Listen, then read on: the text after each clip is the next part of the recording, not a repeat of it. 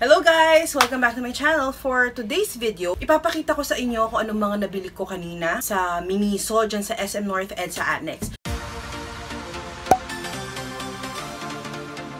Hello guys! We're here sa opening ng Miniso sa SM North EDSA.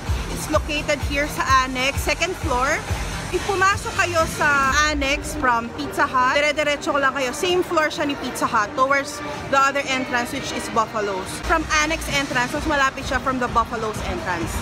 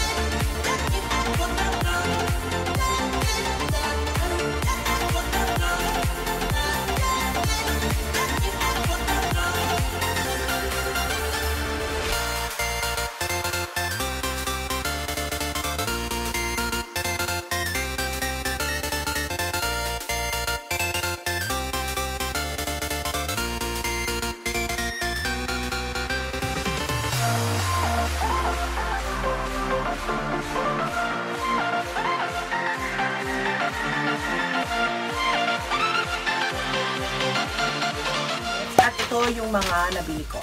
Medyo malaking bag. Masyado ko na-excite. Majority dun sa mga nabili ko is makeup products. Meron lang ako mga pangilan-ngilan na non-makeup products like yung mga hook, more on mga kailangan ko for filming eh.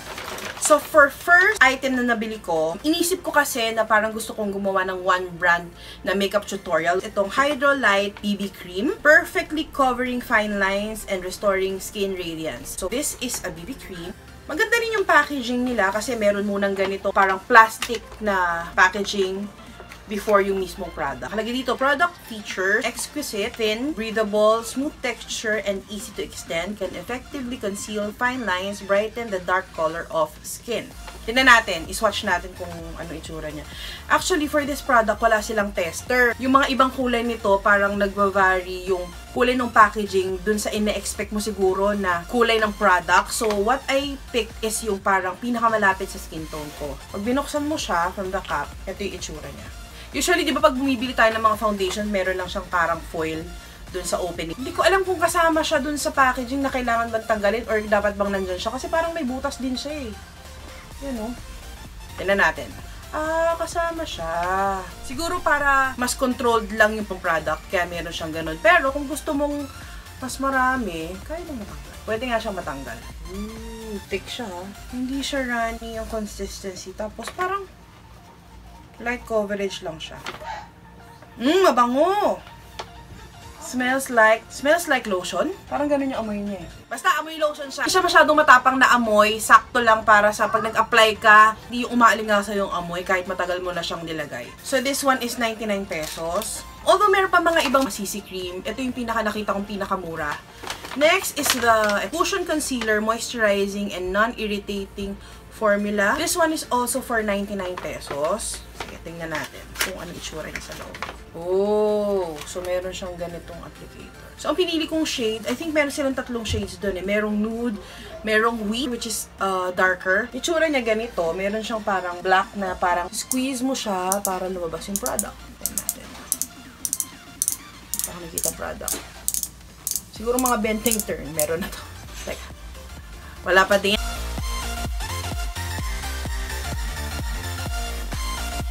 Yun. Yung konting product na lumabas. Tingnan natin. Search natin. Ang dami. Hala. Sayang naman.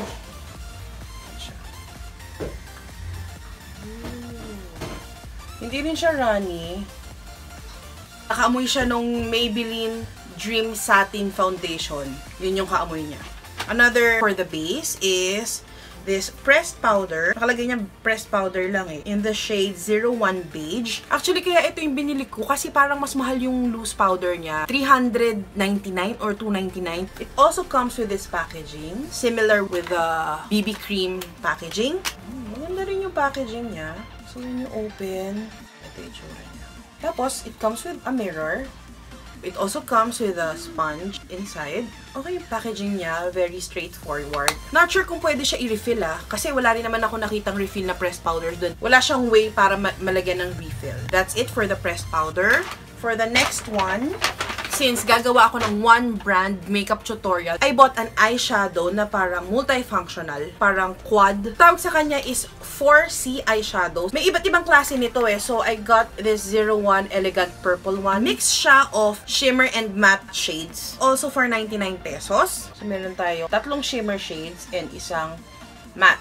The reason why I got this color combination is because multifunctional yung mga colors niya. For the matte shade na ito, pwede ko siyang gamitin for blush. So, I'm going to swatch you these shades. This one, hindi masyadong pigmented eh. Pero ito is good. So, itong tatlo, medyo neutral. This one, pwede natin gamitin to for dramatic look. And itong dalawa naman, pang daytime look. That's for my third product. It comes with a applicator na foam applicator. And a parang brush. Ito pang apply. And this one is for blending. Next one is maximize the results. 8-hour all-weather, no smudge, Maximize Your Eyes Mascara. It claims to be waterproof na anti-smudge. It also claims to volume up and lengthen your lashes, curls, and defines each lash. This one is also for 99 pesos. Meron silang mga mascaras doon na 299 and 149 and 199. Actually, tinanong ko nga yung isang mascara doon na mas maliit pero mas mahal siya. Hindi ma-explain pa masyado nung sales associate kung ano yung difference niya. So, I asked for the cheapest one. Parang malaki siya eh. Tingnan natin kung ilang grams to. 6 grams. It comes in this almost a ballpen size mascara tube. When you open, let us see. Ooh, not bad. Maganda yung dulo kasi parang towards the end, parang lumiliit siya. Perfect for reaching those mga maliliit na eyelash. For the brows naman, Brow Lash EX24. Siguro, ibig sabihin, 24 hours siya maglalast. Waterproof eyebrow pencil used to outline the eyes. So, it claims to be waterproof. Ang kinuha kong shade is dark brown. As far as I remember, I saw 3 shades of this. Meron siyang black and red brown. In reality, yung red brown, swatch ko siya. Pero hindi siya parang red brown, parang ashy brown siya. Pero ito kasi is, siya yung pinaka-nearest shade sa hair color ko. Kaya ito yung kinuha kong shade. Actually, binuksan ko na to kanina. It comes with a packaging na parang naka-plastic lang siya na nakabalot. Ito may tester to, kaya I was able to try out all of the shades.